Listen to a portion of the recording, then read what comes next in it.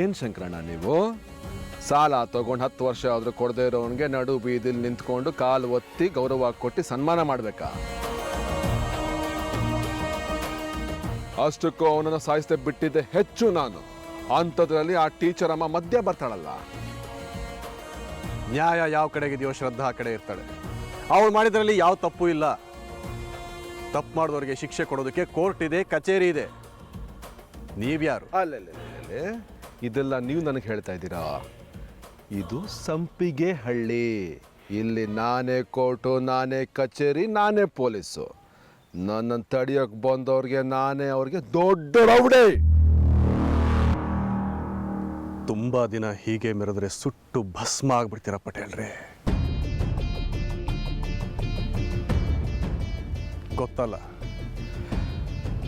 ಆರೋ ದೀಪ ನಂದೋದಕ್ಕೆ ಮುಂಚೆ ತುಂಬಾ ಜೋರಾಗಿ ಉರಿತಾ ಇರುತ್ತಂತೆ. ಒಳ್ಳೇದಲ್ಲ ಇದು. ಒಳ್ಳೇದು ಕೆಟ್ಟದ್ದು ಪಾಠ ಮಾಡಕ್ ಬಂದ್ರು ತಾವು. ನೋಡಿ, ಬೇರೆ ಯಾರಾದರೂ ಆಗಿದ್ರೆ ಇಷ್ಟೊತ್ತು ನನ್ನ ಮುಂದೆ ನಿಂತ್ಕೊಳ್ಳೋಕೆ ಆಗ್ತಾನೆ ಇರಲಿಲ್ಲ. ಮಾತಾಡೋದು ಆಮೇಲಿನ ಪ್ರಶ್ನೆ. ಏನೋ ತಲೆಯಲ್ಲಿ ಮೆದಲಿರೋರು ಎದುರುಗಡೆ ಸಿಕ್ಕಿದ್ರು ಅನ್ನೋ ಕಾರಣಕ್ಕೆ ಸುಮ್ಮನೆ ಇದ್ದೆ. ಆದರೆ ಹಾಗೆ ಬಿಟ್ರೆ ಹರ್ಕೊಂಡು ತಿನ್ನೋ ರೇಂಜಲ್ಲಿದ್ದೀರಿ ತಾವು. ವ್ಯಂಗ್ಯ ಮಾಡೋದಕ್ಕೆ ನನಗೂ ಬರುತ್ತೆ, ಆದರೆ ಅದರಿಂದ ಯಾವ ಪ್ರಯೋಜನವೂ ಇಲ್ಲ. ಒಂದು ಮಾತನ್ನ ಚೆನ್ನಾಗಿ ಜ್ಞಾಪಕ ಇಟ್ಕೊಳ್ಳಿ ಪಟೇಲ್ರೆ. ಶ್ರದ್ಧಾ ನನ್ನ ಮನೆಯಲ್ಲಿದ್ದಾಳೆ. ಅವಳು ನನ್ನ ಮಗಳಿದ್ದ ಹಾಗೆ. ಅವಳಿಗೇನಾದರೂ ಹೆಚ್ಚು ಕಡಿಮೆ ಆದರೆ ಈ ಶಂಕರಣ್ಣ ಸುಮ್ಮನಿರೋದಿಲ್ಲ. ಅರೆ ಸೆಂಟಿಮೆಂಟಲ್ ಶಂಕರಣ್ಣ, ನಾನು ಹೇಳೋ ಮಾತು ಕೇಳಿಸ್ಕೊಳ್ಳಿ. ಈ ಹಳ್ಳಿ ನಂದು.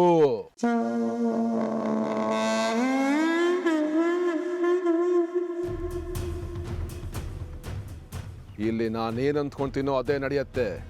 ಆ ಯಮ್ಮನ್ಗೆ ಶಾಲೆಯಲ್ಲಿ ಪಾಠ ಮಾಡೋಕೆ ಬಿಟ್ಟಿರೋದೇ ಹೆಚ್ಚು ನಾನು. ಅದು ಬಿಟ್ಟು ಬಾಕಿ ವಿಷಯದಲ್ಲಿ ಮೂಗು ತೂರಿಸಿದ್ಲೋ ಅದನ್ನೇ ಕುಯ್ದು ಹಾಕ್ಬಿಡ್ತೀನಿ ನಾನು. ಹಾಗೇನಾದ್ರೂ ಮಾಡಿದ್ರೆ ಪಟೇಲ ಅನ್ನೋದನ್ನು ಮರೆತು ಏನ್ ಮಾಡ್ಬೇಕು ಅದನ್ನ ನಾನು ಮಾಡ್ಬೇಕಾಗತ್ತೆ. ನನ್ನನ್ನು ಕೆಣಕೋಕ್ ಬಂದ್ರೆ ಹುಷಾರ್. ಆಮೇಲೆ ಇನ್ನೊಂದು ಮಾತು, ಸ್ವಲ್ಪ ಒಳ್ಳೆ ಚೇಲಗಳನ್ನ ಇಟ್ಕೊಳ್ಳಿ. ಕಳೆದ ಸಲ 4 ಜನ ಬಂದ್ರು ನನ್ನ ಹೊಡೆಯೋಕ್ಕಾಗಲಿಲ್ಲ. ಬರೀ ತಿಂದು ಹಂದಿ ತರ ಮೈ ಬೆಳೆಸ್ಕೊಂಡ್ರೆ ಸಾಕೋಗಲ್ಲ. ನಮಸ್ಕಾರ ನಮಸ್ಕಾರ ನಮಸ್ಕಾರ, ಬರ್ತೀನಿ.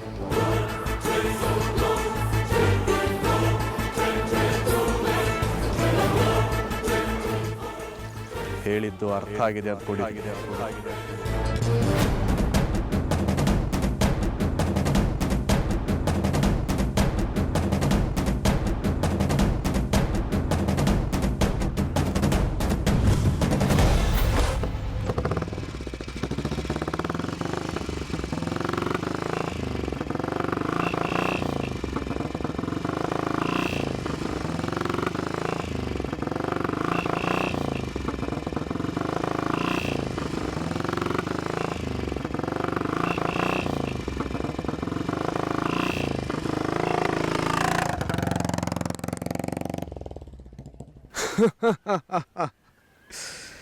ನನಗೆ ಎಚ್ಚರಿಕೆ ಕೊಡೋ ಮಟ್ಟಕ್ಕೆ ಬೆಳೆದೇನೋ ನೀನು ಶಂಕರಣ್ಣ.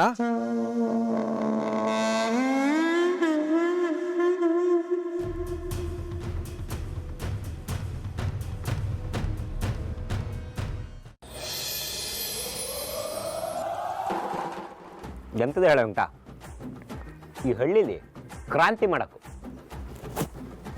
ಎಂತ ಕ್ರಾಂತಿ ಮಾಡೋದಾ? ಕರ್ಮ ಕೇಂಡ್ ಸಾಕಾಯ್ತು.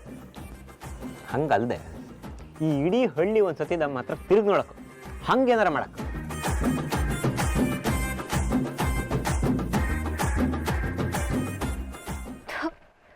ಇವತ್ತು ದಿನಾನೇ ಚೆನ್ನಾಗಿಲ್ಲ. ಅದರ ಮಧ್ಯೆ ಪುಟ್ಟ ಒಬ್ಬ ಅದೆಲ್ಲ ಹೋಗಿ ನಿಂತಿದ್ದಾನೋ ಏನೋ.